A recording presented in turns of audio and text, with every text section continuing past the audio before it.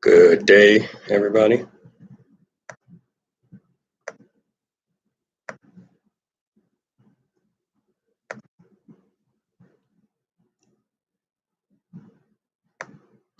Like I always do, I'm gonna wait a few minutes because punctuality for some is not a standard.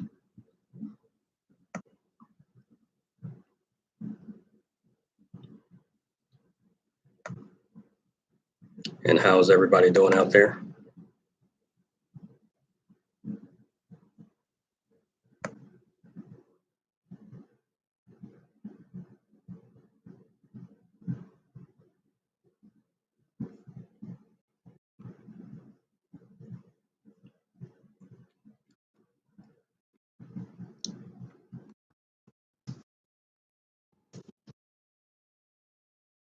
So today's topic, I'm gonna write that in here.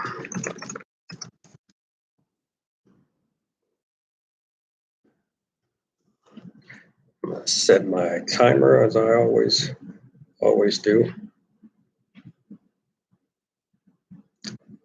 And we will start shortly.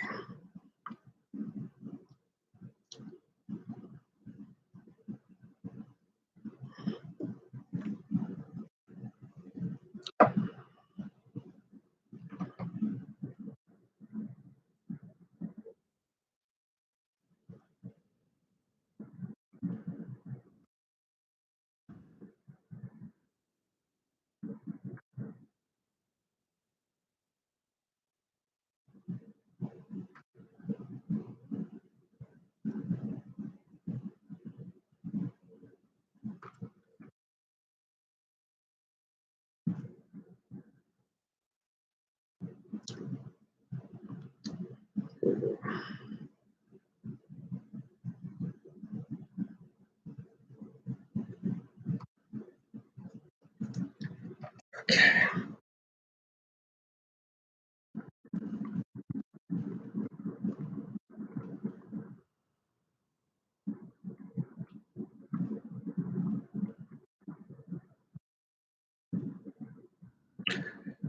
I'm gonna wait a few more minutes, so just good day to everybody out there. How's everybody doing?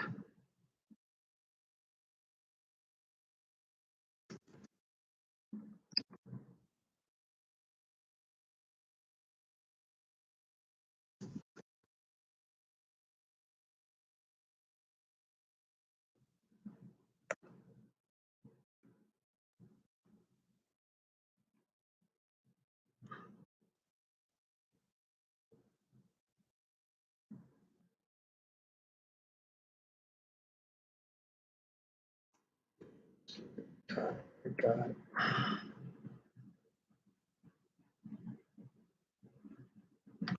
Couple of minutes.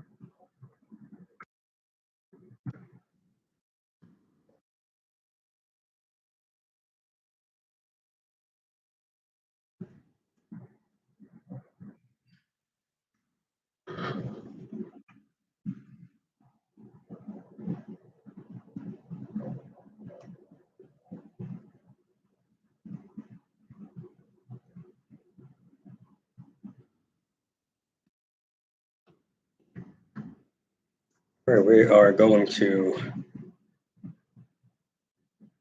get started in one more minute. Yeah, one more minute.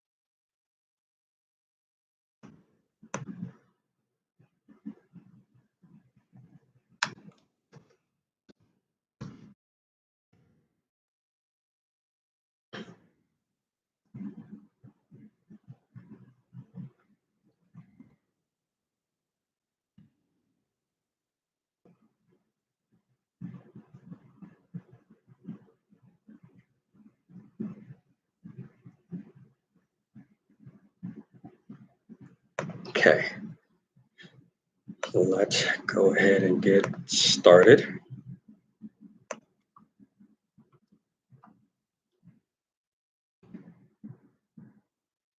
All right, so we're gonna go ahead and get started. Let's stop this.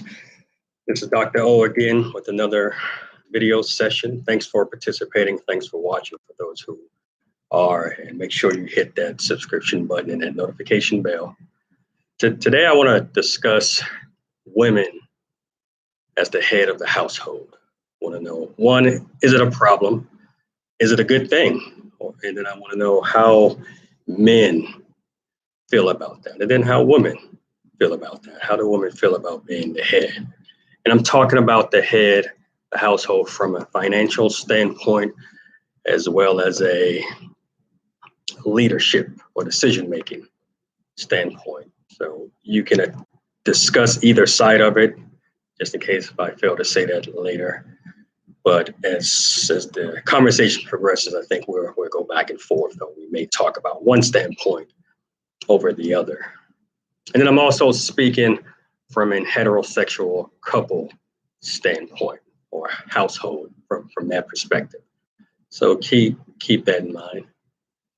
It used to be that women were not considered to be, or could not even be, the head of a household unless there was no adult male who permanently resided in the home. It was assumed for the most part that a man who lives there permanently, he, just by living there permanently in his gender, he was the head of the household, regardless of if the woman made more money or not. Which you can have your own opinion about that, but that's how it used to be. And last week I talked about bias, and this assumption is a type of bias where the assumption of a woman could not be considered the head of the household. Woman is the head of the household. It's increasingly become the story or the norm across the globe, really, but definitely across this nation. We've either experienced it directly, or like grew up in single family homes where the mom was the provider, or we heard about it, or we even seen it on television shows.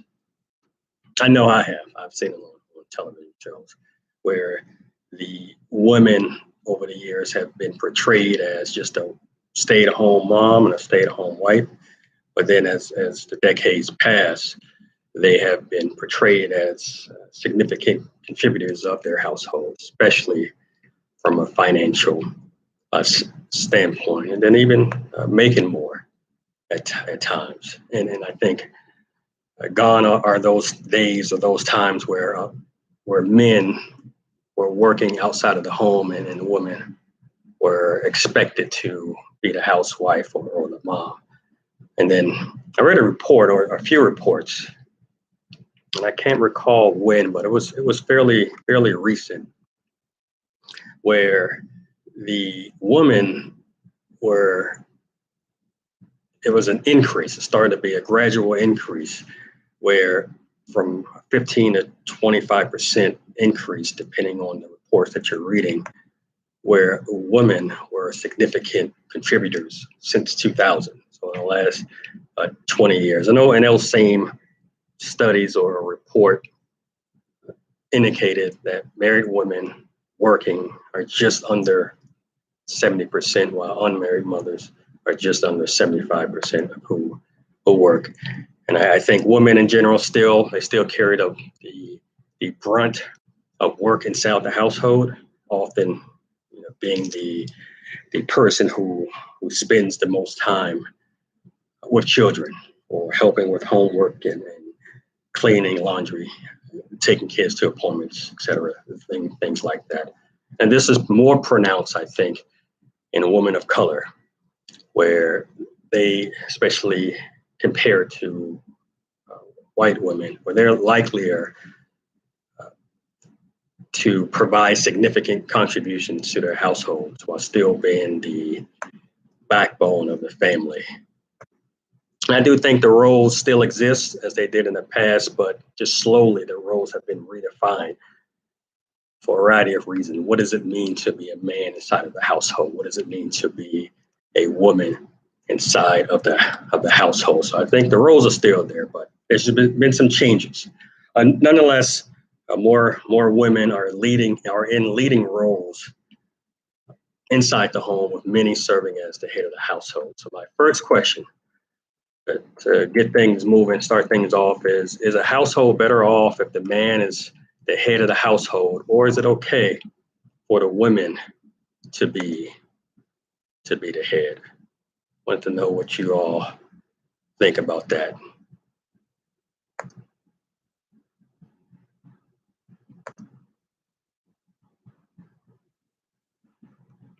So what do you all think about that? And I'm gonna type that in the,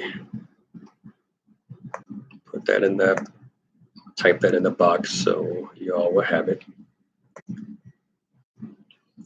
So is a household better off if the man is the head of a household, or is it okay for the woman to be the head of a household?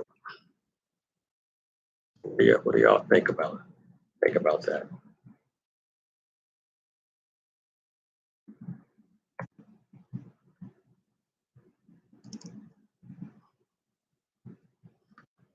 And I have my own opinion, but I will, like usual, save it for a little bit.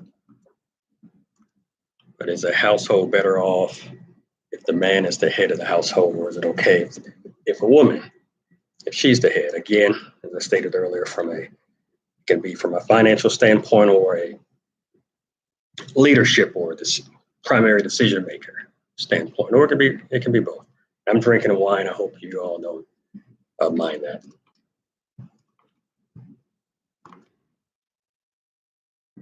So, what are y'all thoughts? Should it always be the man, or is it okay for a woman to be the head of the household?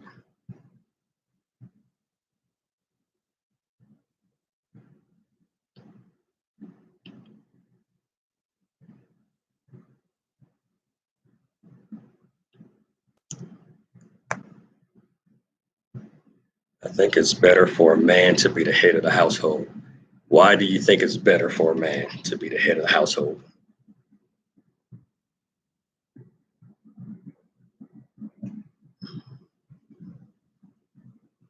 I think it's better for a man to be the head. Should be equal.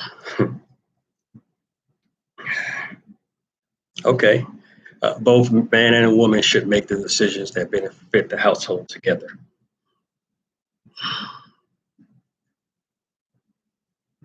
So let me paint a picture.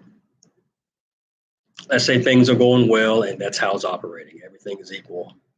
The man and the woman, they've been able to have the same response or the same answer to what should happen. But what happens if there's a disagreement and a decision needs to be made.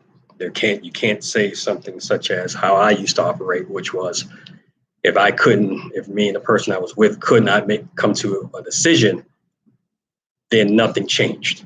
We would keep the status quo, keep things as they are. So you couldn't do that. So if things were equal and they come to a point where a decision had to be made, something had to be done. Doing nothing was not a possibility. Who should make that decision? A man or a woman?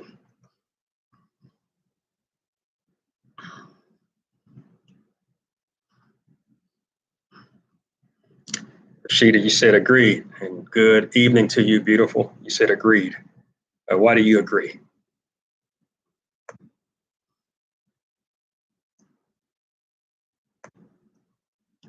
Why do you agree?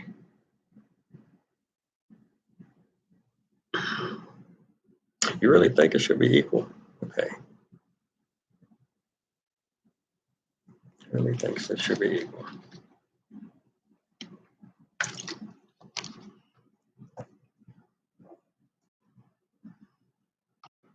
I would hear more people saying the women should be in charge or the head.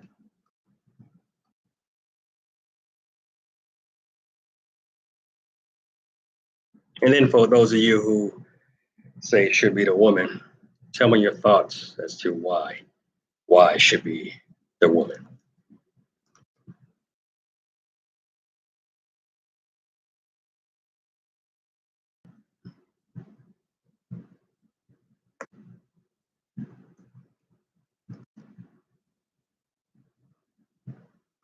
Better. All right. Got a couple of people saying it's better for a man. Why? And messages are coming through slightly slow, so forgive me on that. But why do you think it's better for a man? Ellie, you're right. Why do you think it's better for a man?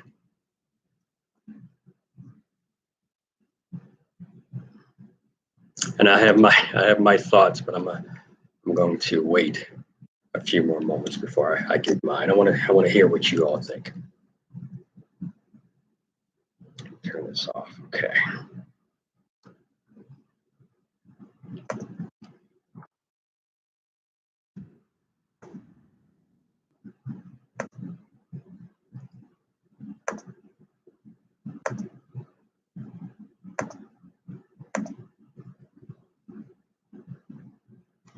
Communication is key in weighing all options and coming to the most suited solution. Right. So I hear you, Michelle. I think any decision making process, if it involves more than just a single person, you're right, communication is a critical facet of decision making. Of course, weighing all options, and that's implied. It goes without saying. My question, though, still remains: is you're looking at it from an equality standpoint. The question is, if all of that's out the window, you all have talked, and you have two different ideologies or perspectives on things, who makes the decision? Who makes the decision?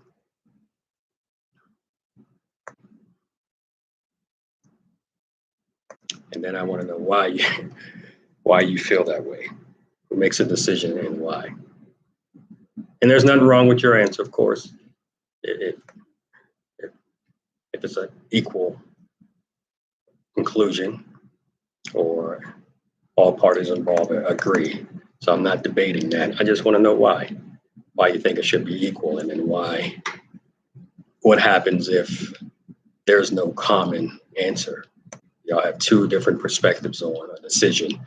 What do you do?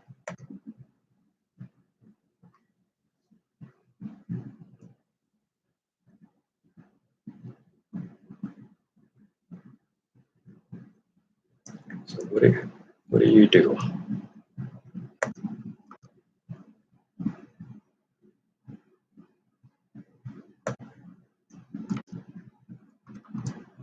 What do you do?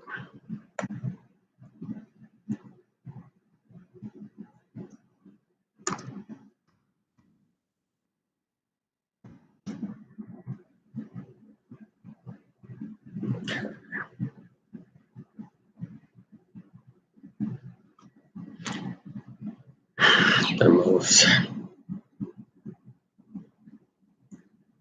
Okay, so the most the most reasonable decision. Isn't that always the case, though, right? You're going to make reasonable decisions. Who's going to implement an unreasonable solution? So I think that part is implied as well. But who? So a decision still needs to be made. Each person think that they have the most reasonable solution. That's why they feel what they feel. But in those cases, what you said is about compromise and sacrifice. In those cases, somebody has to make that decision. Who? The man or the woman? So I think the man is supposed to be the leader and the woman is supposed to follow. Okay, we're going to get into that here shortly. I like your thinking. It takes two to tango, or three or four, or whatever type of relationship you're in. But I think the man should lead. Hey, so if you think the man should lead, do you all have any issues following? Good question, Michelle. If the man is leading down a dead end road, and that's a question I'll ask it now. Does the man have to be worthy of leading? And if so, what are the characteristics the man needs to have in order for him to be elevated to the position of leader?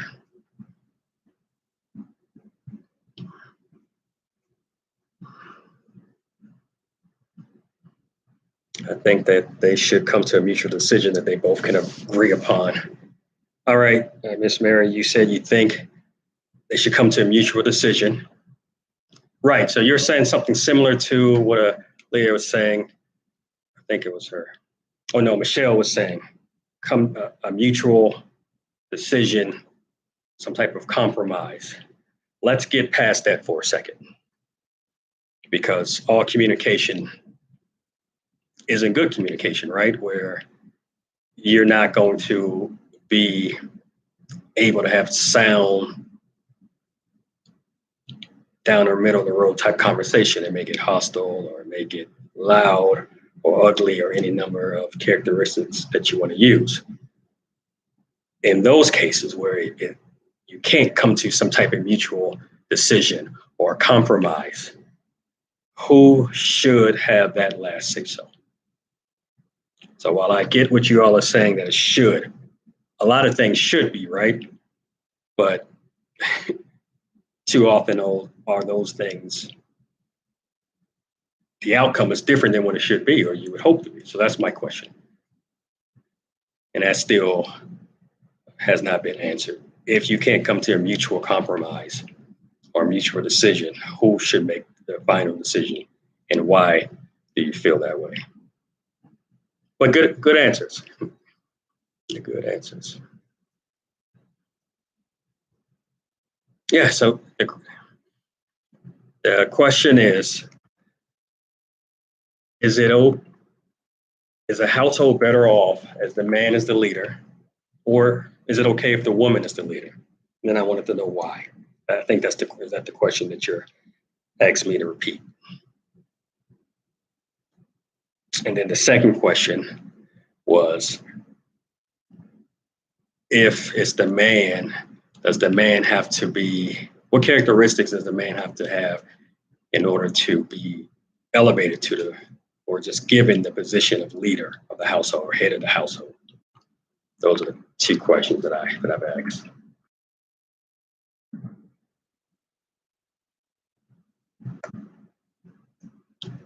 Those are the two questions.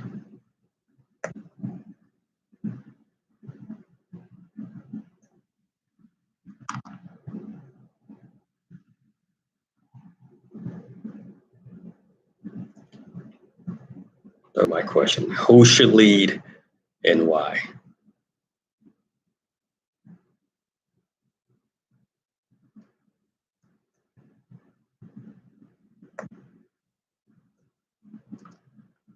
who should lead and why.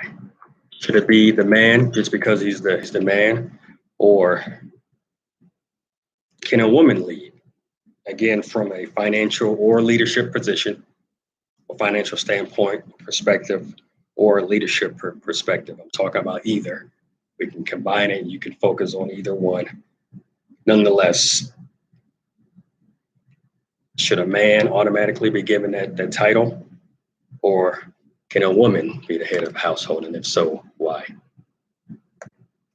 Those are the questions that I asked so far.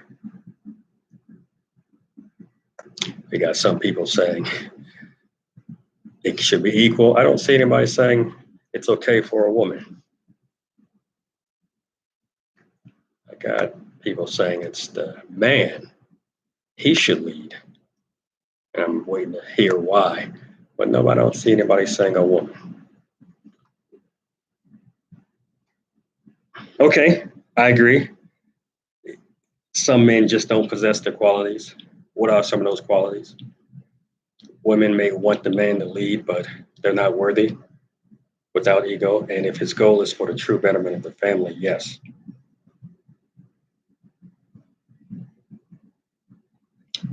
Mary, so are you saying that it's okay if the man makes that decision if you can't come to a mutual agreement, but as long as he's looking out for the best or what's best for family? I think that's what you're saying. Let me know if I'm wrong. Yeah, what are some of the qualities again? What are some of the qualities that a man must have in order to be automatically given the head of the household? Because I know some men who they feel just because they're the man, and I'm not saying I agree or disagree or they're right or wrong for their feelings, but they believe just because they believe I'm the man, so what I say go. I've had more than a handful of conversations with men over the past 10, 15 years or so, and many of them, that's what they believe. I'm the man, so what I say go. Forget qualities for a moment. Set those to the side. Forget if they can't hold down a steady job, even though their girl, a lady, their wife, whatever she is to them, has a steady job, well educated, and the man is either down on his luck or he's never been that person. They still think that just because they're the man, they're in a position and therefore they're the head of the household. What do y'all think about those type of situations? What do y'all think about those type of situations?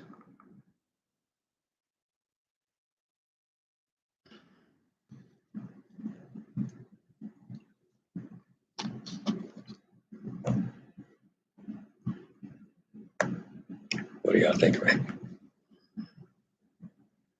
Okay.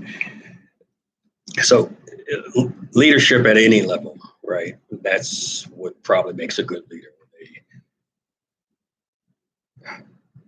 converse with their peers. I'm not saying their employees, but their peers, people who are at least on equal footing with them. They should consult with them, right?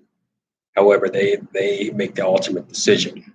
So you're saying the man should be the leader, but they still should consult with the wife or the girlfriend, whatever it is, about decisions.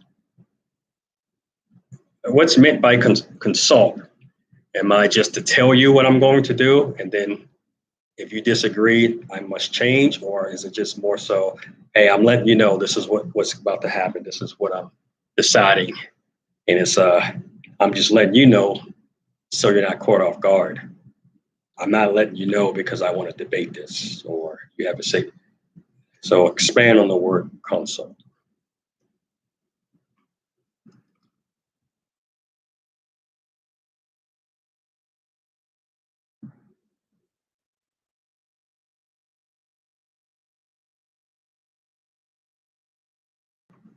But that's a good point. That's a good point you bring up.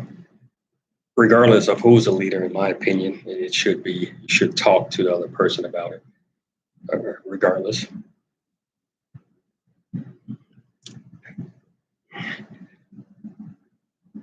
My belief is that the man should be the head of the household. They have to be worthy of it. They have to be trusted to make the right decision and do what's right. But ultimately, it's what the man says. He has the last word. So that's my belief with should a man or a woman, if either could be, should it be the man or the woman being the head? And that's not to say that the man should or he has never ending power or he gets to say what he wants and do what he wants. However, when it comes down to it,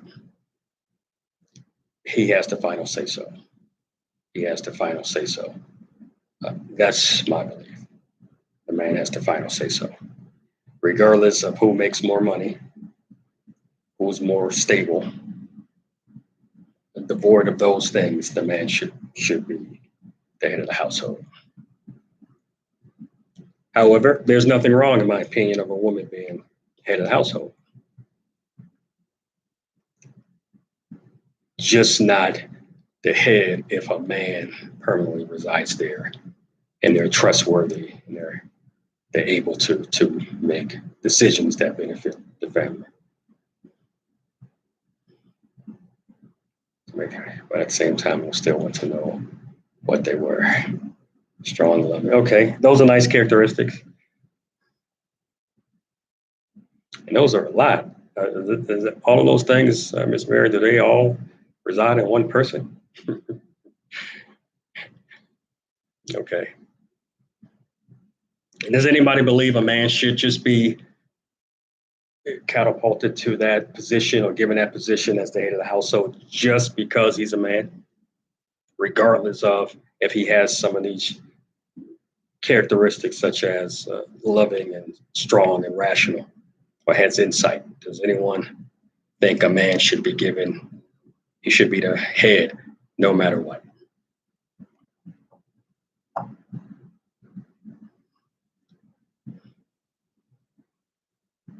Protect, provide, and plan.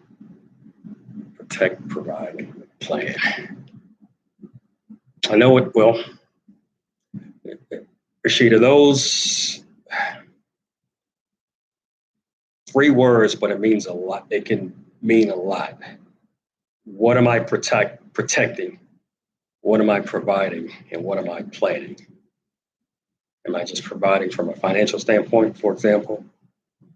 Am I protecting? What am I protecting? Am I protecting our namesake, our household? What am I protecting? And then what am I planning? So while I agree that's needed, but what does that mean? No, a man should not be, because some men lead you to homelessness and we don't have time. Okay. So you don't think a man should just be given the title head of household because they may be crazy or maybe irresponsible or something like that. They're going to lead you to homelessness. I know. I've been in a service, prior military. I've been all over the world, of course, and I've met some people who go and blow their money at the casinos. And now they're struggling to pay their mortgage or rent payments. And that was a big one, just blowing their money, going through their money really fast. So they're struggling. Now in the military, which you paid every 2 weeks. By the time the first came around, they were paid. But by the 7th or 8th, it was gone. And the stuff wasn't due until later. So I've seen those things. All right, so if you don't trust them, then what? If you don't trust them, or let's say you trusted him to the degree and you say, you know what, you can be the head. Then he does something to break that trust. He blows all their money, whatever it is. He does something. How do you take that position back from him once he has it? How do you take that position back once he has it? Because he's given a title. Like if somebody gave me a title, they can't just take it back from me. If I'm told I'm the leader, what I say go, I have ultimate authority. Who can take that ultimate authority from me except for me? I would have to resign it, right? So how do you take that back from him once he has that position? What do you do about that?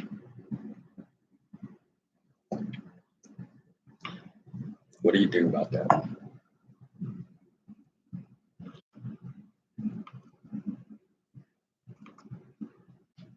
What do you do about that?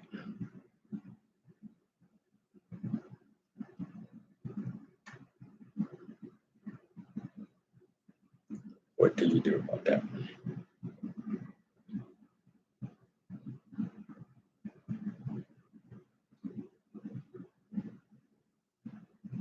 What do you do about that?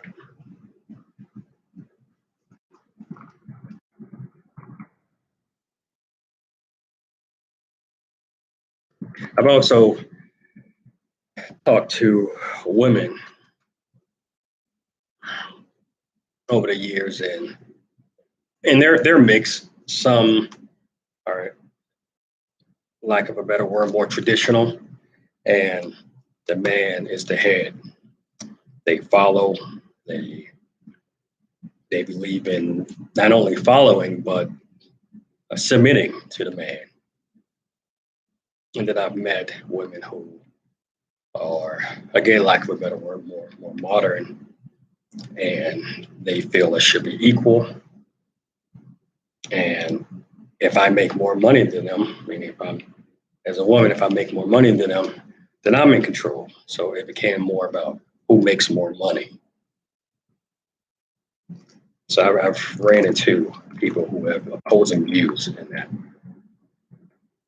If you're the leader, but you have bad money management, stepping up as your partner at that point is something will be done to preserve what we have. All right, so what does that mean? You're stepping up. What are you going to do? We need to come back to the table and figure out,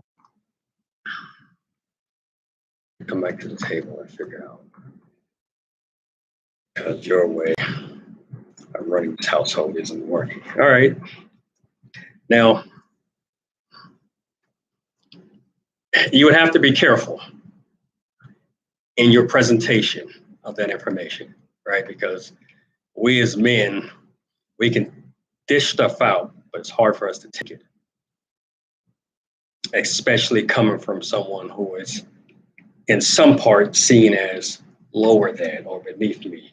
And not overall, but if I'm the leader, you're at least, you don't have as much say so. Like I own more stock in this company than you do. So I'm talking about beneath me in that sense.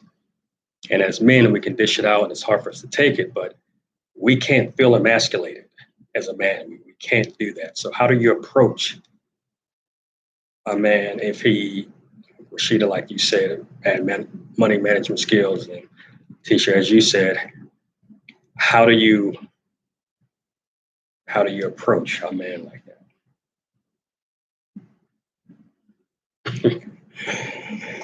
Good luck getting him to direct deposit the money into your account. When the government gives something that'll help, there's still someone head of that household does that financial part on the way out. I'm not sure what you're asking, Michelle.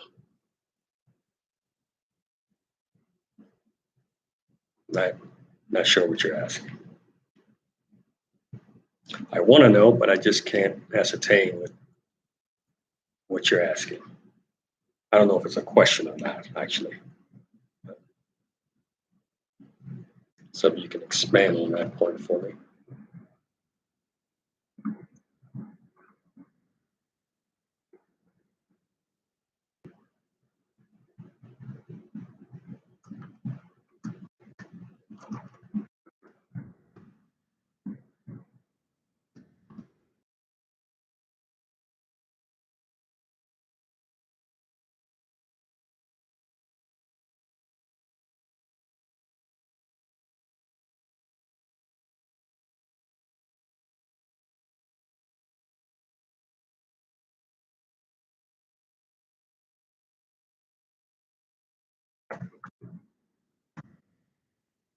You can direct deposit your checks into my account. Good luck on that. Because if I'm depositing checks into your account, how can I trust you? You're going to do the right thing.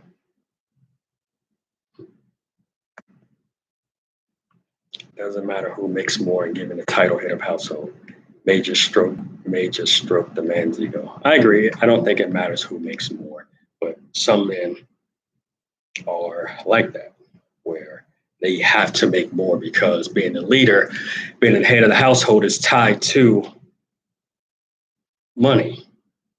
And if my woman makes more than me, she controls it.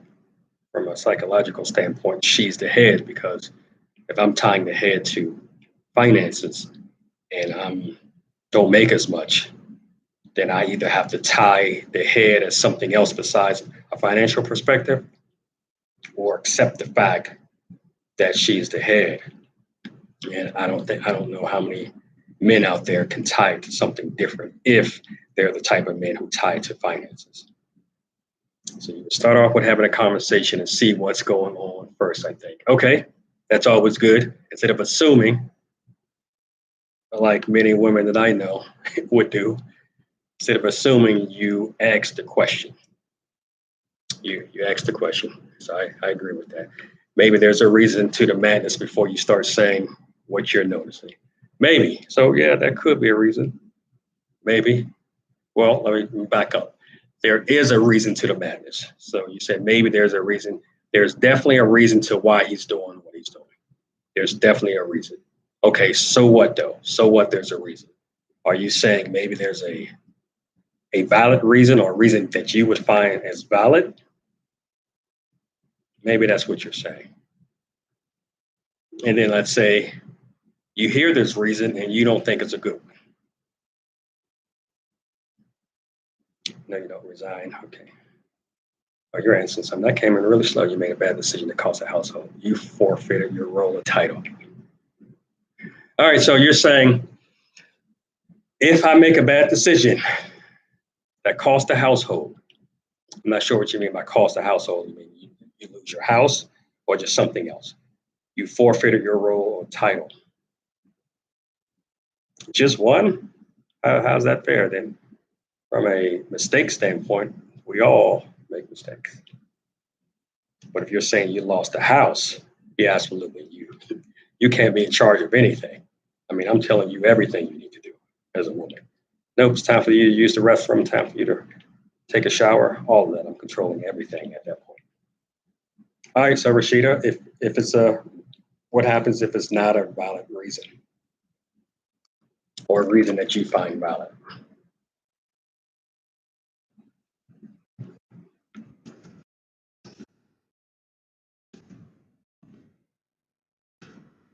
What happens if it's not a valid reason, or a reason that you find is valid?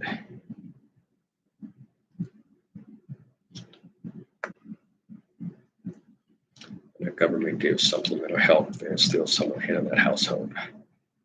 That's the financial part only way out.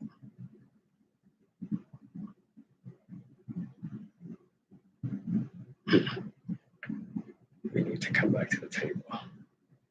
And then another one, well, what if, ladies, what if the man who's in charge,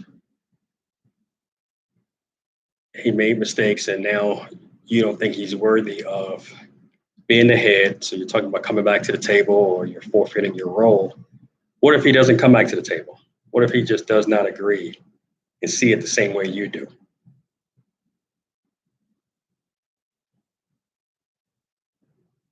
Right? Good things to do, Rashida. What happens if the man is unwilling to come back to the table?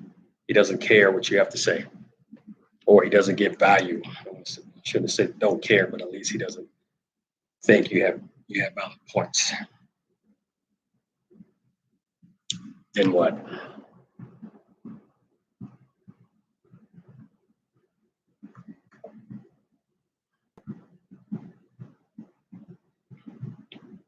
I ask because I know men like that. I've met them. I've had discussions with them, and we were different in our approaches and what is meant by head of the household. And they still, even after hearing my rationale, they still hold true to their original thoughts and their beliefs. And some of them, yeah, if I make a mistake, then it's my mistake. I'll try to fix it, or I work to fix it. Nonetheless, I'm still the head. I agree. So you will be heading a dark road or heading for trouble. But again, if men feel emasculated and they are, even if they're the cause of it, that does not mean I'm going to admit to being the cause or admit that I did something wrong, because psychologically that can really destroy me, right? Where I'll be thinking, now I'm looking at myself as a bad person. So some of us may be stubborn. Okay. Good question, Rashida. Good question. I don't know why I'm out here. Why are you? Why would you stay? Because women do stay, right? Stuff goes on. The man is the head. They complain about it. They complain about it. And this is from a man is the head and the man is the one making mistakes. The woman would complain about it to their friends, family, or to the person, but then they'll stay. That question will remain, why am I here? Good question. Yeah, why are you there? But you would still stay. Or would you? Would you leave?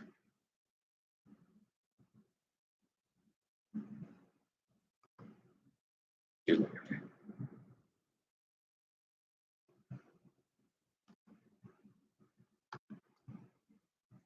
Mhm. But that's good. That's good what you brought up.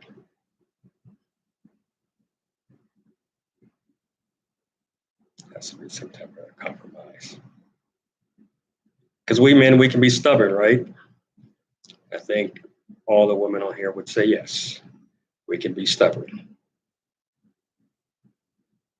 So I may not want to compromise with you.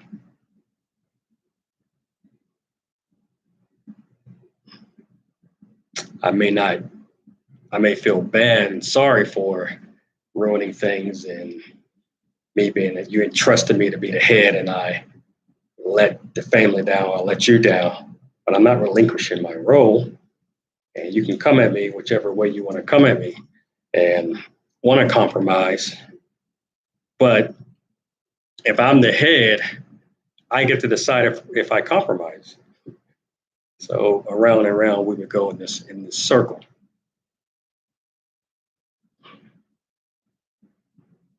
Because some men are stubborn.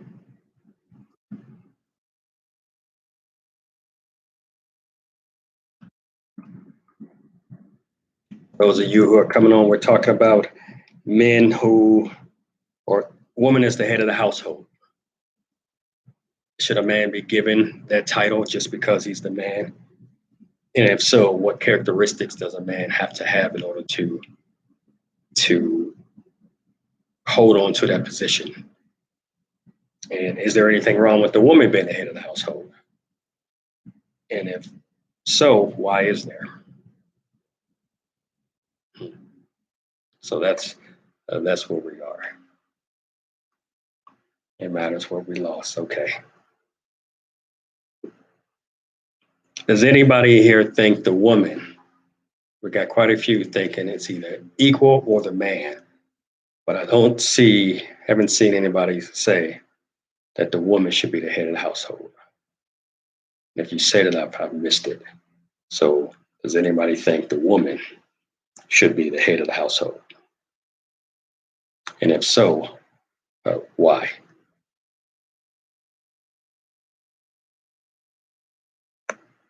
Because I know some women, there was some guys, and a few things come to mind. One, why are they with him?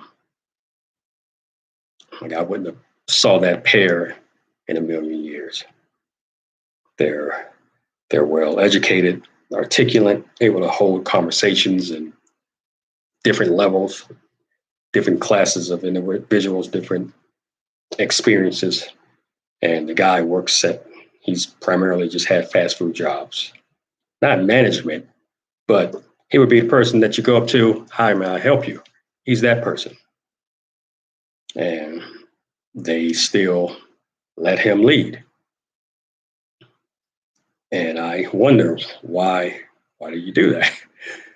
His decision-making skills or lack of skills, his cognition and how he processes information has been on display all his life. This is why he's not had any other type of a job. Do you really think it's best if you let him be who's making the decisions for the household? Because, and I wonder if he was capable of making better decisions, he would have already started making some. And for a man, that includes making better decisions for ourselves first, because we're taught to hunt and provide and lead.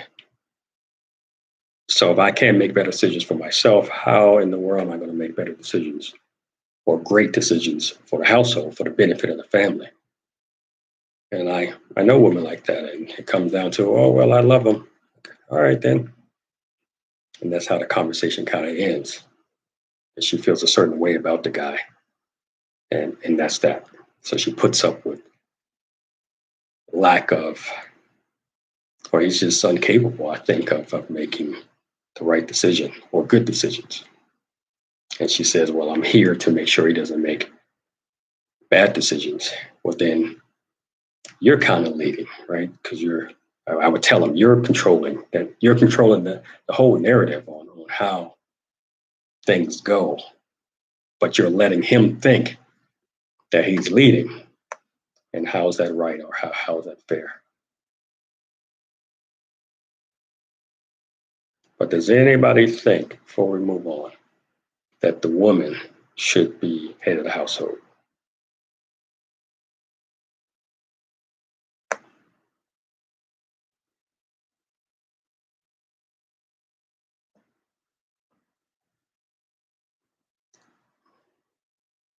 Does anybody think the woman should be the head of the household?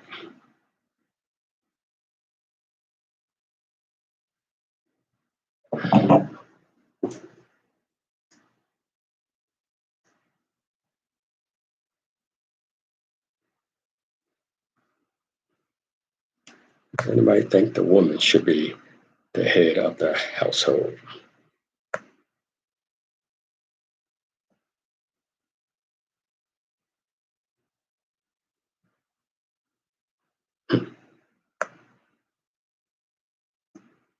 I don't think I know anybody.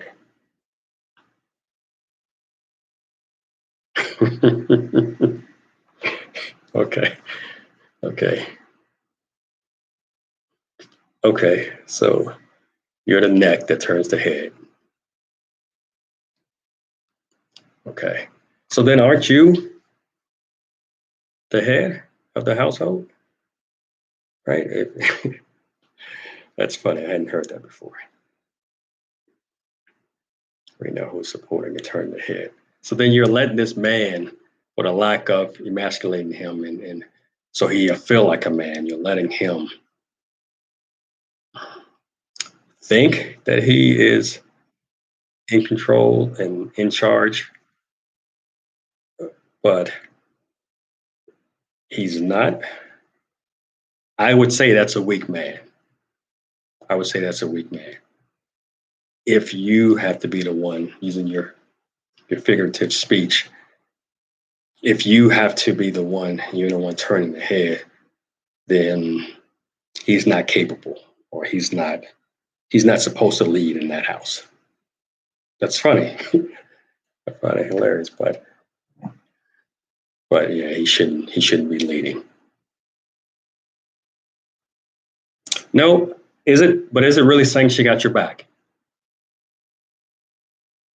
If she's turning the head,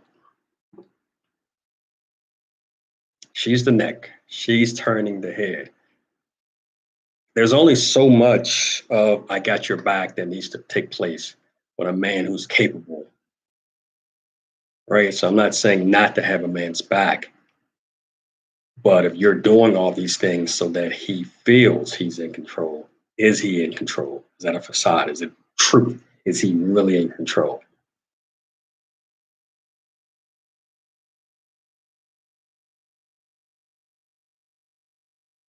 But that is funny. Yeah, that's funny.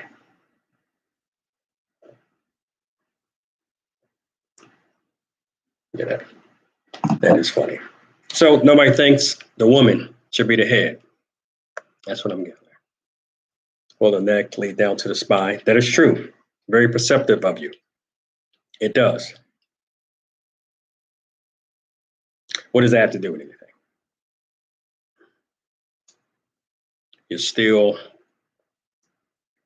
letting the man think he's in control, right? If you're turning the head, we know who is supporting and turning the head. I'll be the neck, right? So we do know who's supporting. You're the woman is supporting. And but when you say you're turning the head, now you're controlling something. And if the man's supposed to be the head, he would be the one controlling. The neck lead down to the spine. The neck lead down to the spine. You must be in the medical field or something. I would have not have gotten that if you didn't say that.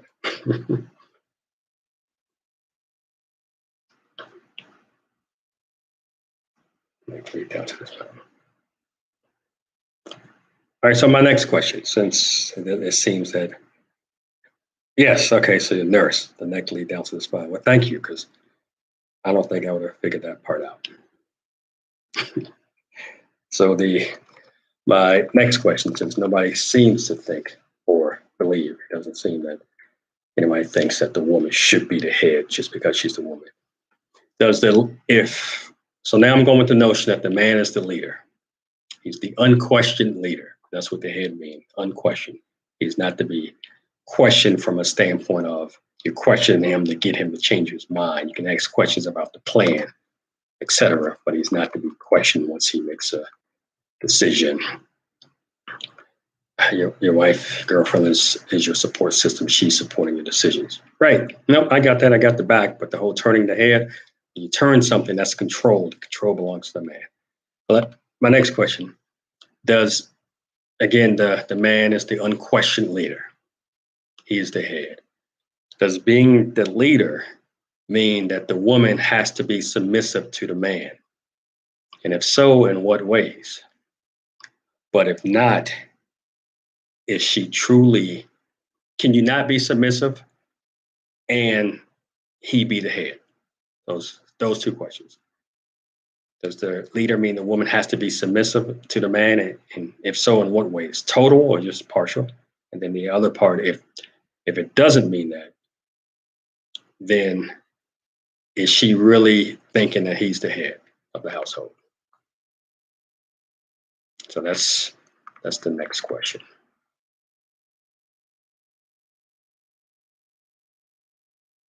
Does it mean if I'm the head that the woman has to be,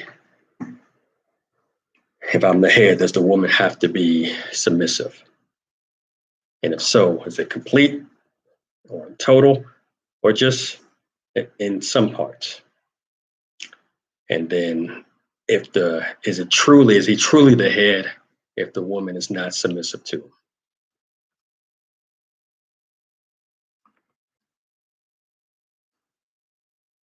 I really like that turning the head, I'll be the neck statement. You got to find a way to use that in everyday conversation. I don't know how, but I'll figure it out.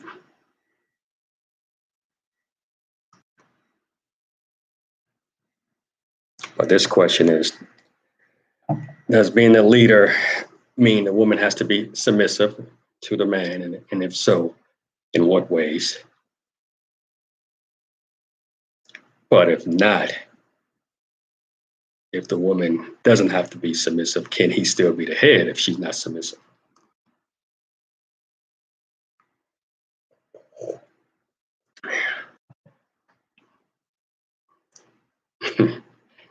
Okay.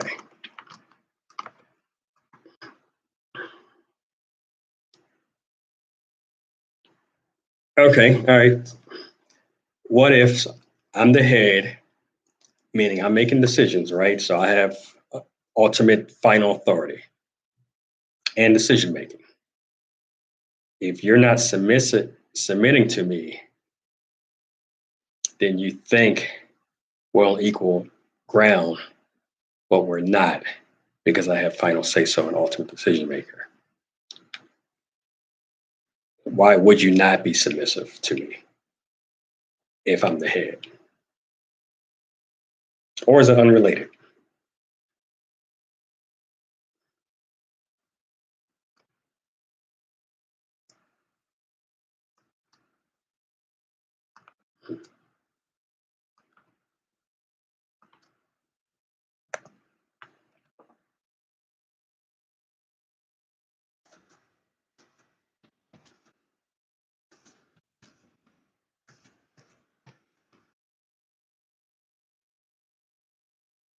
Okay, good point. Submitting. So there are different categories or levels or platforms that you use of submission, depending on the situation. So you're saying submission is contingent, is not submission in every way, which is what I thought you were going to say for some reason. So you're saying there's different platforms. All right, which ways would you submit automatically? And in what ways would it take some conversation?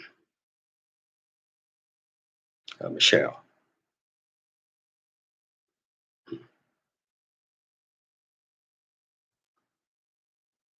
what ways?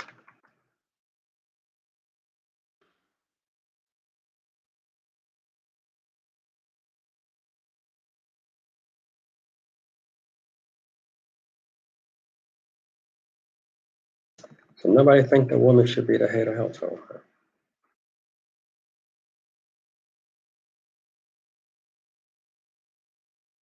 While I wait for those messages to come in, when I asked about women as the head of the household, and it can either be it's a man and a woman, or even actual head of the household, single woman or unmarried woman, head of the households, and everything. I've seen a lot of that, and women are generally marginalized, I think, as the head. I've read studies that suggest problems in women-led households, such as poverty, social problems, powerlessness, and health issues, health problems. Doubtless is the fact that women are marginalized, especially African American women. I think it's more pronounced for African American women, and they often face problems that men-led households don't face, such as higher poverty levels and lower socioeconomic status, and just less equality in society. And I've just always wondered if those type of problems, the women know that. And I'm not saying that everyone is like that, but the numbers are high. They're too high, too staggering. Does those type of problems, I've wondered, do they deter women or some women from stepping into the role as head of the household? Because they don't want those issues. And I've always wondered that. So I was hoping someone would have said, yes, they think. I was going to ask you your opinion. Have you heard anything about that? But that's okay. It's against my religion, Michelle. Okay. Wait, what religion is that? What is your religion? So we can debunk this theory right now, Letitia. It's against your religion. What religion is that? Please make that known. I agree. Submitting doesn't automatically make head of the household title. Make head of the household title. No, no, I'm not saying submission equals, or the submitter by submitting is telling the other person who's been submitted to that they're head of the household.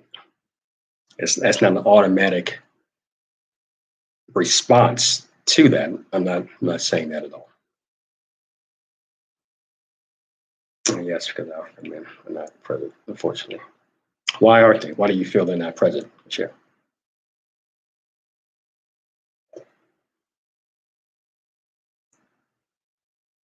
And still waiting for you, Michelle, to tell me what platforms. You said submitting has different platforms. What submission would be automatic?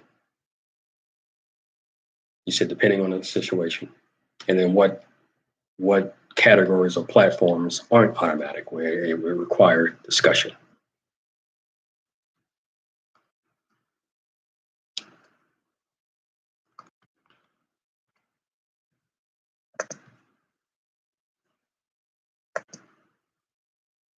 That's a good statement. I like that statement.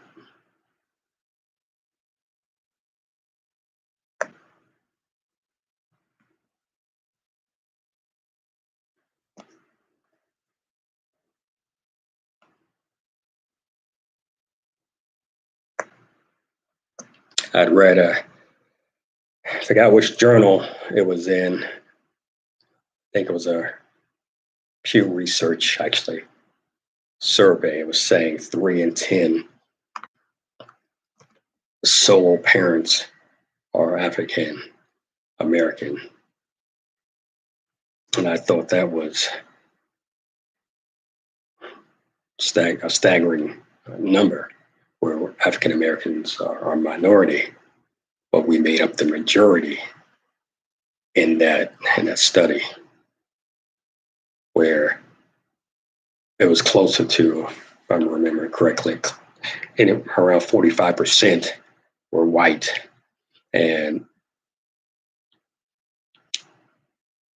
it was around 30% were Black participants, but 33 and 10 who were solo parents were Black, and that was by far the highest number out of all the group. Even though we didn't make up the highest amount of people, we did make up the highest amount of solo parents.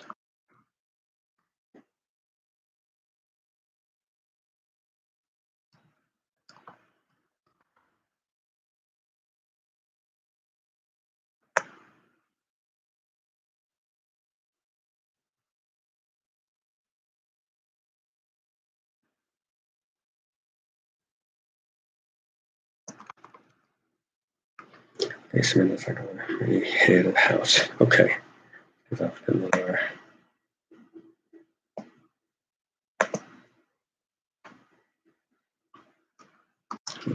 Type this question in.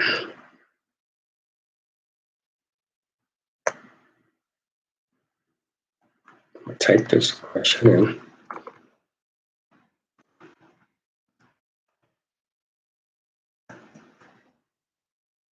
All right, just in case you needed to repeat it. That's the question again. Just typed it in. All right. Can't believe you told her to submit. She is not going to submit. You can tell by her follow-up statement.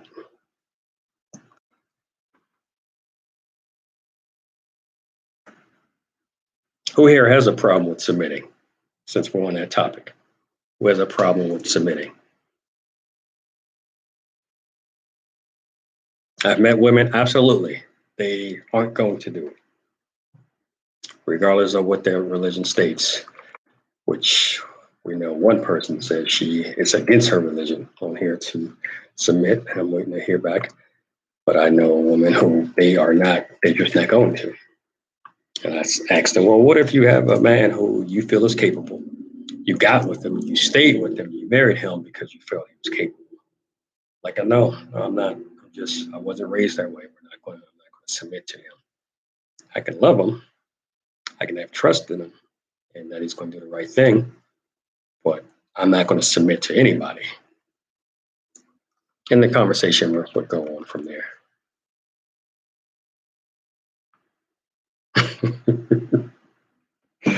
Okay. All right. Got it. Okay, Michelle, I get it.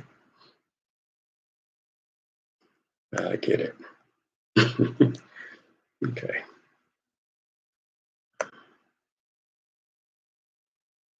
Wait. Okay, I get it. Feel free to expand on that one.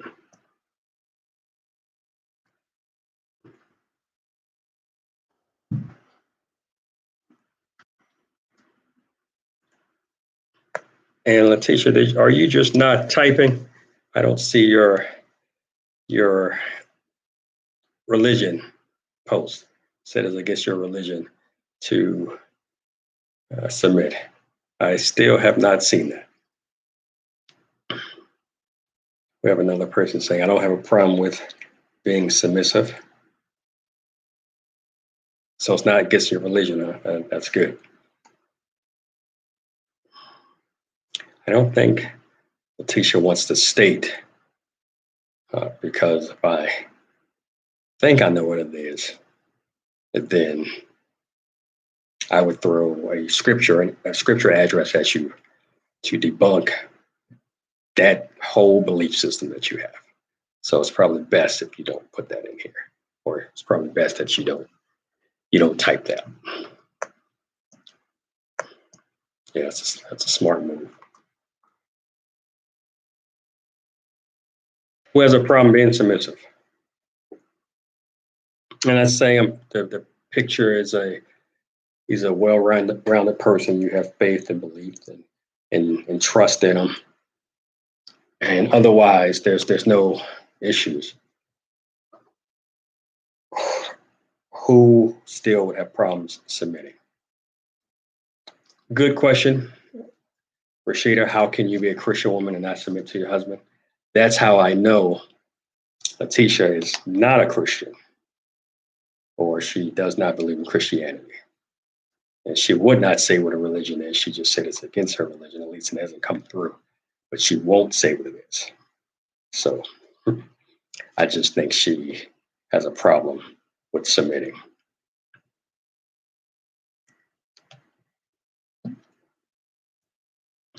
But that's a good question.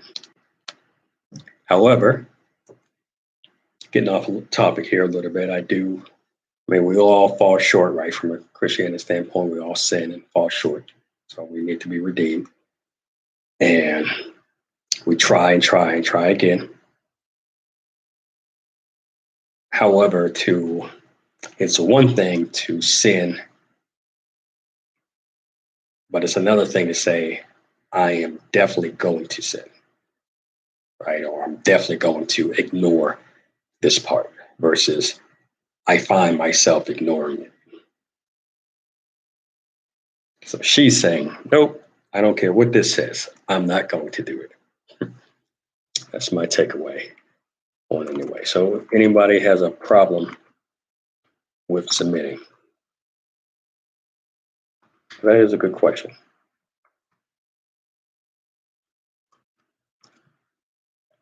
I am going to jump to a different subject right quick. Hopefully you all don't mind. Because I think for whatever reason, the messages aren't coming in like they have in the past. They're just coming in slow for whatever reason. But I was asked to re-ask some questions from different posts that I did, different sessions that I did. And some of you, I think, were a part of that. So I'm going to ask them here if you all don't mind.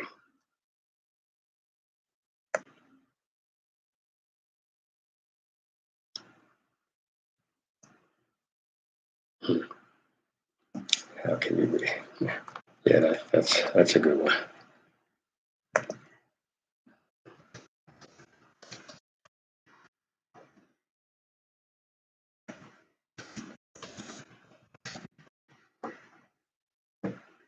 So here's the one question to change the subject. we can come back to the submission part. Right, so here's the one question. I've asked this before in a different session, but I was asked to ask it again. Would you open an envelope with the date of your death in it? Why or why not?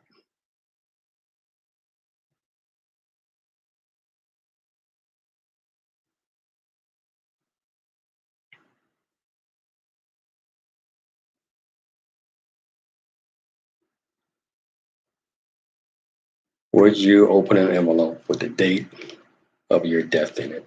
It didn't say how, what time, the cause, or anything like that. It just gave you the date. So would you open it? Why or why not?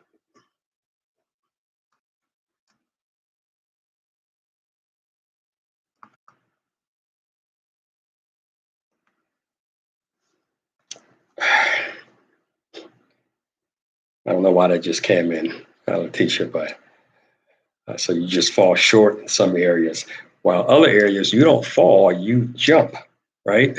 So this is one where you didn't fall down, you are jumping. I am not going to be submissive. That's what you're saying. I am not going to be submissive. So you are running, getting a running start, and just diving off. You're not falling down. You're jumping. You're hurrying up and falling.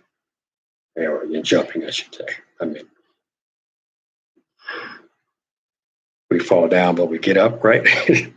Her problem, though, is in this case, she keeps on falling intentionally, right? She'll trip herself up. She intentionally does it by not submitting. She intentionally is not going to submit. So she's just running and jumping. And then, man, I fell. Now, you didn't fall. You laid on the ground. You didn't fall. You intentionally did that. Fall down or get up. I hope we do get up after you fall.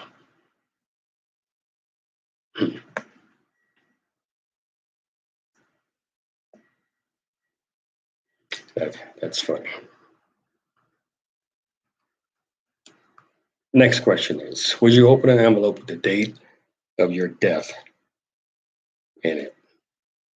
Why or why not?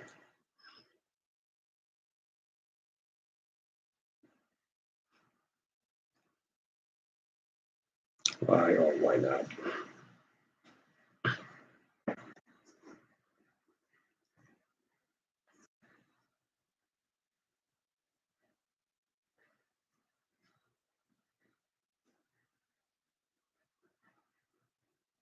Why or why not?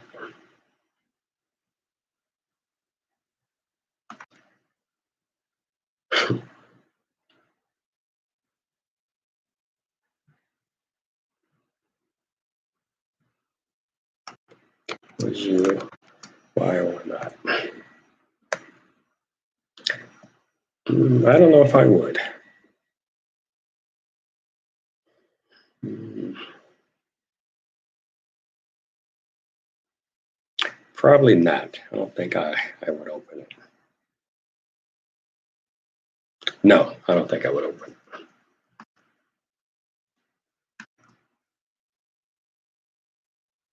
Or would I? Nope. Nope, I wouldn't open it. So who would open that letter and why? Who wouldn't open it?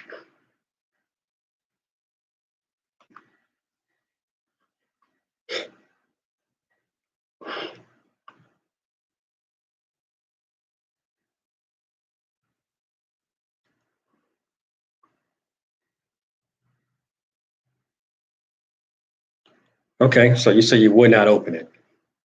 You would rather try to live. Is that what you do now? Because you're presented with that now in a sense of, since you don't know, that's like you not opening up the letter. So is that already your behavior? Is that already your behavior? You try to live each day to the fullest. making your wildest dream board. And do you already behave like that? Because you don't know. So is that already your behavior, Michelle?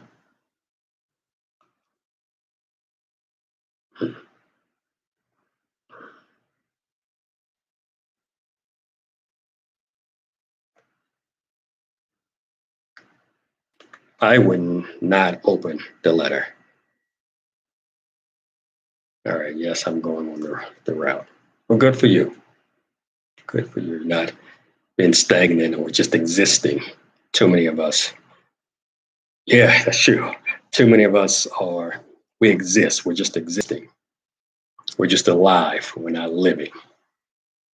And I know too many people, more than I should know, that each day is about the same, each week's about the same, each month's about the same, with a vacation down the street here or there once or twice a year or so. And they just exist. There's no, and not saying there's anything wrong, but I don't know if that's how they drew up their life or wish their life were going. But they do, and they just exist. Whether they admit it or not, they just exist.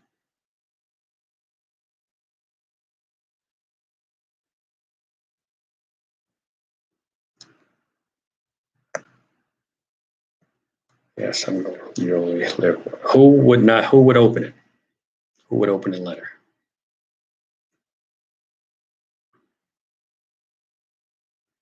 Who would open the letter?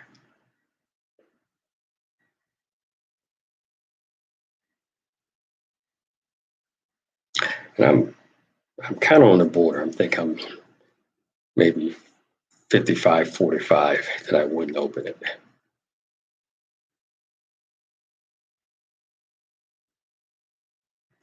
Then I think maybe my age would play a part in it.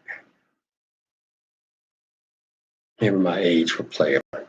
So the older I am, the less likely I am to open it.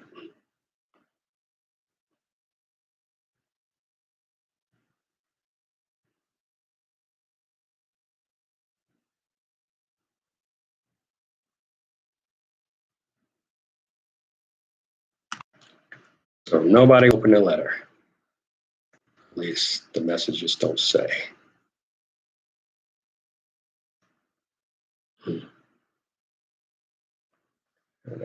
trying to, right.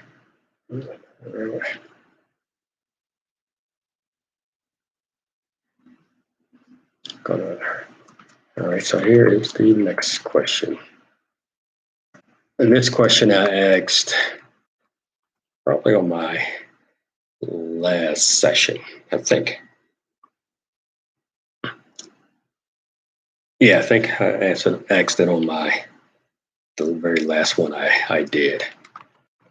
And it was about a proposition, a $2 billion proposition. And the question, yeah, so $2 billion. So just imagine for a moment you're walking into a building and someone comes up to you. You're walking down a hallway, different doors and everything, and you're going into one of them. Well, prior to getting to that, someone comes up to you and asks or tells you, hey, I have a proposition for you. It's worth $2 billion. And before we go any further, I would need an account number from you of where your information, your account number, so we can deposit. Now get past the whole, is it real? Is this how we know they're not scam, et cetera, et cetera. Get past all of that for a second. And they say upon signing, with giving us your information upon signing, we will tell you what the proposition is. All right, so you got past the whole, you trust them and everything. And they said, okay, once you sign. Proposition is behind this door, about a 10-second walk. There's a pill, a small pill. It easily kind of dissolves as you swallow it. There's a pill. Upon Swallowing that pill, you would get $2 billion in that account. There'll be a tablet there waiting, and you'll be able to see instantly. So once you finish blinking or swallowing or whatever, you look, which is, I don't know, 5, 10 feet from you, from the pill. By the time you get over there, you'll see the money. Upon swallowing it, you'll get the $2 billion. However, you will also forget anybody that you ever knew that's close to you, parents, your kids, children, grandkids, any family, real extremely close friends. You'll forget all of them. You would have never known them. So the memory would not have been formed. There would be no proof of your existence in their life, meaning pictures, all of that would be gone, drawings, all of that would be gone. DNA, that's not a possibility. It would never be allowed to be a DNA test. They would remember you, but you won't remember them. Who takes that pill? Who takes that option? Who takes the pill and get the 2 billion? So what would you do?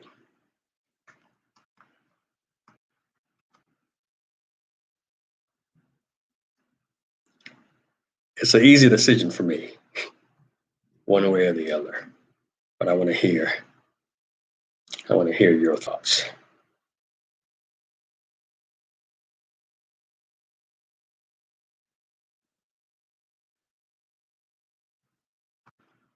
I want to hear your thought. Who takes the pill?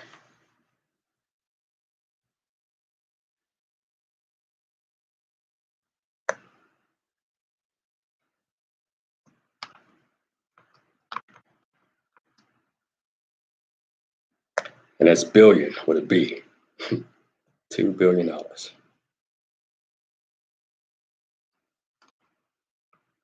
Who takes the pill?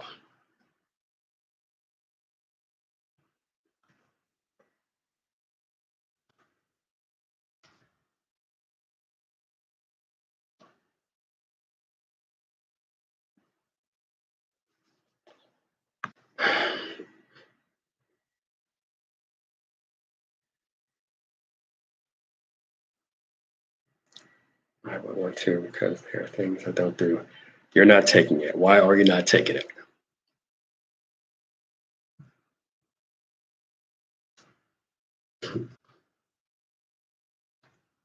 Why aren't you taking it?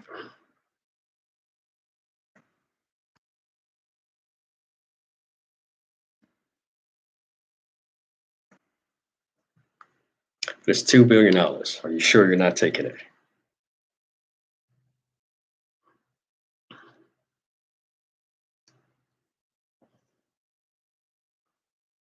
So $2 billion for your memories, your connections and bonds.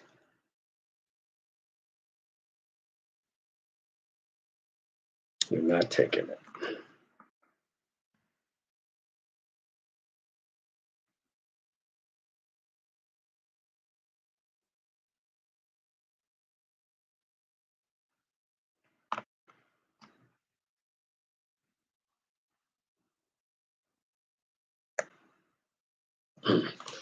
I'm not taking it.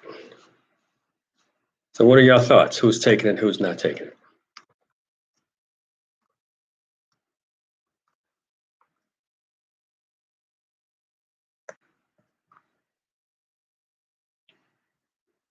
I'm taking it. Of course I'm taking it.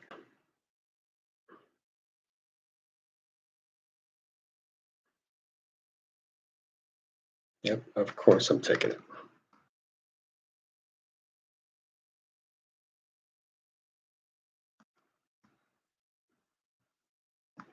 We got two people saying they're not taking it. And why are you not taking it?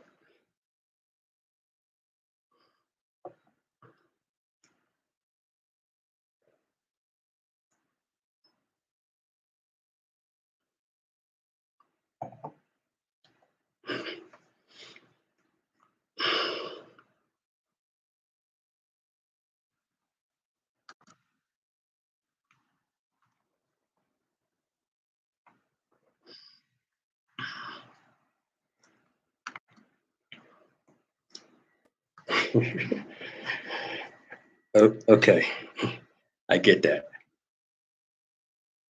I love the people in my life too much to hurt them. You're aware, though, that you would not have known you hurt them.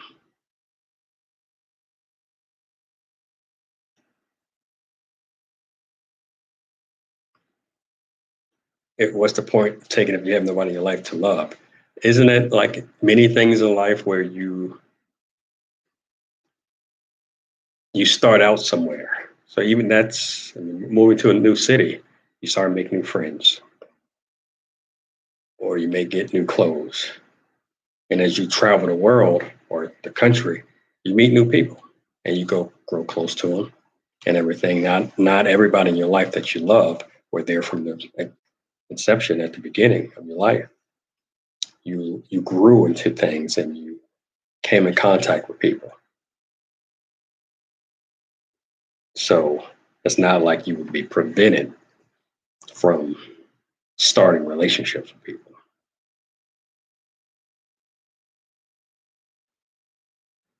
So what's the point? I guess it depends on the person. Like me, I'm taking it. Of course I'm taking it. Good. I'm actually running to the pill. So that 10-second walk, what, a 3, 4 second run? So even if there's distress or ambivalence or heartache and pain, as I'm thinking back and forth, and man, I can't believe we heard this person or that person. Upon swallowing the pill, even those thoughts go away. Where I won't remember that I had those thoughts because my memories about those people would have never been formed. So I can't recall, I can't remember something that I haven't formed yet. So absolutely, I take it.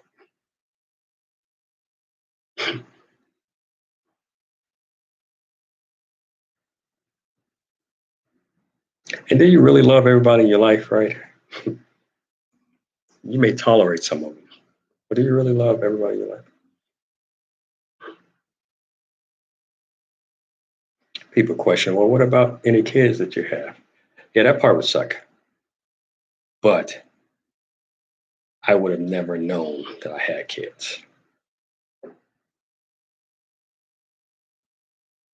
So that short window of running or walking to the pill and swallowing the pill, it would have I would have never known that. Okay, I have children that I love dearly. I would never want to be without them. And see, that's the thing. Upon swallowing the pill, that those memories and this feeling you have would not be there anymore. So that's a right now feeling, right? So everything you're feeling like, man, I can't imagine my life because I'm the same way. I can't imagine life without the people in my life, and but upon taking the pill, I can, right? So I know that upon swallowing the pill, I won't have that love dearly and deeply and all that. None of that would have ever existed. So it's in a sense like before any kids were birthed, right? I wouldn't have known them. So nobody's saying, besides myself, is saying they would take it. Yes, so you do love the memories. Of course you do. They're cherished memories. Right. And that's great. And you should.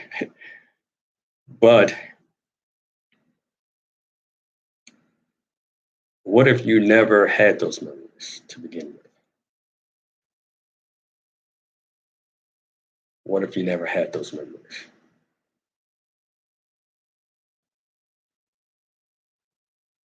You're thinking about them versus yourself. And that's good. You can think about them. However, in 10 to 12 to 15 seconds, there's no more them. So you would have never known. So in the sense you forget it, your memory be taken from you, that there is no them, it's you. It's you. There was never a them. I so I'm the only one. Huh? I am the only one.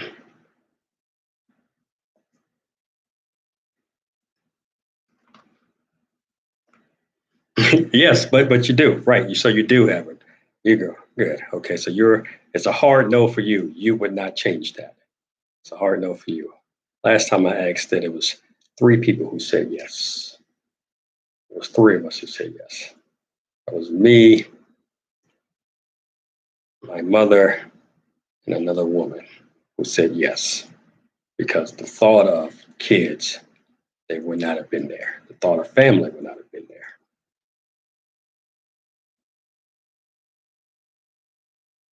But this time around, I am the lone person.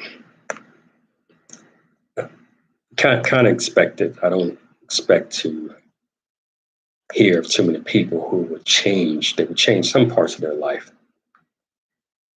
Right. Yeah. So yes, that's what you take it. Right. So I don't really care about a short amount of time with the stress or ambivalence or damaging to the core type moments. I do have kids. Absolutely, I do. Of course, I love her just like you love yours.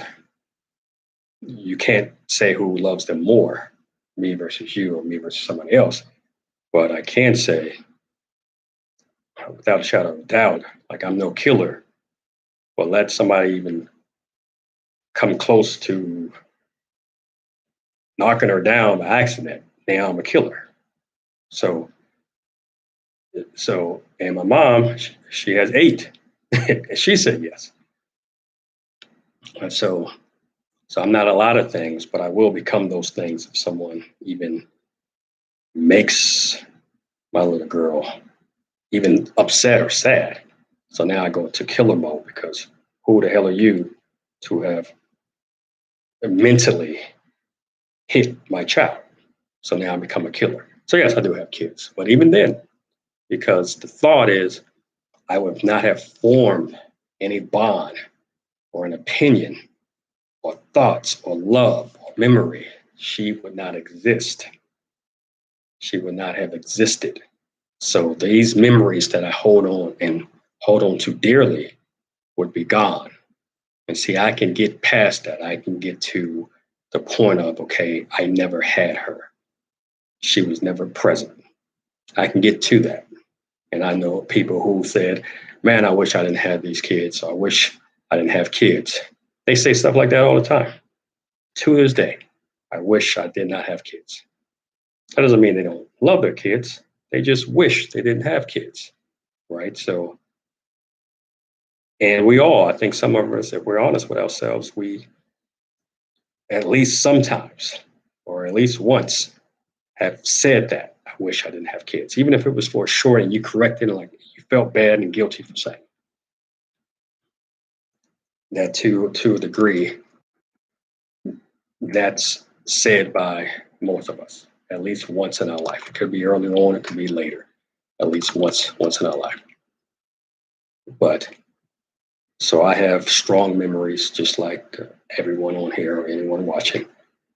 But yes, I would still take it because the absence of a memory is not it's the present of a new one. So I would just replace those memories. In the end, they would be replaced. But again, I would have not have known uh, kids or family or anything like that. So on that note, I think I'm gonna conclude. I'll start with the last things first. Is clearly we have differences of opinions and beliefs and ideologies, and perspectives on things, and what a person says and how they feel is definitely their right to feel and say.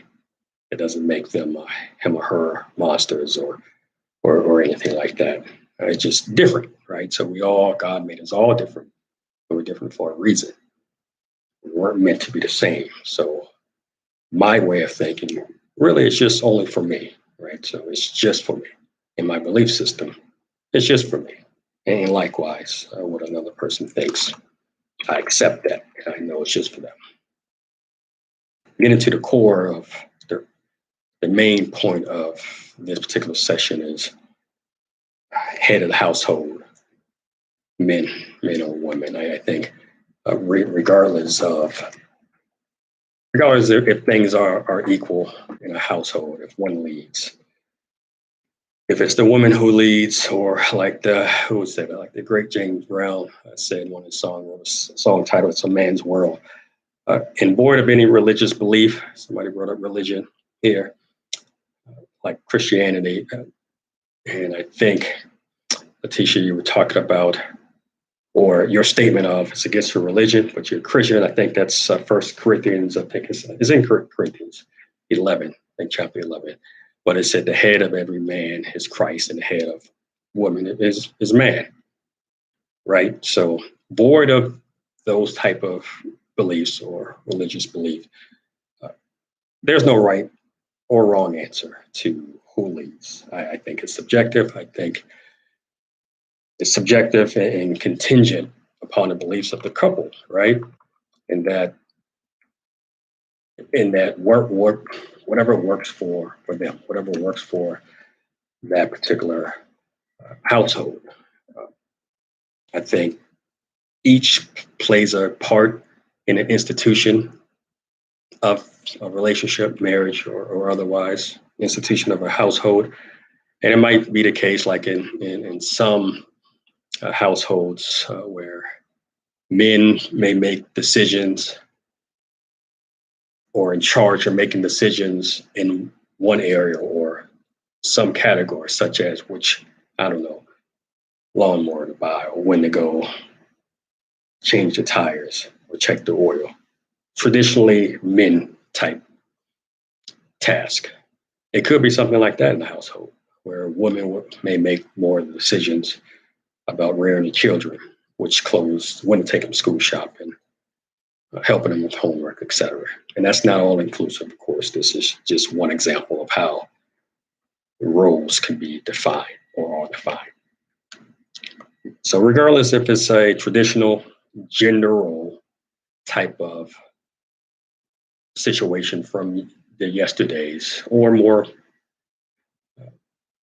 where roles were more traditional, or if they're more modern, where roles still exist, but they've kind of been redefined. Each house has to do, I think, what works for the couple in that household. So we should a man lead? Maybe, maybe a man should lead.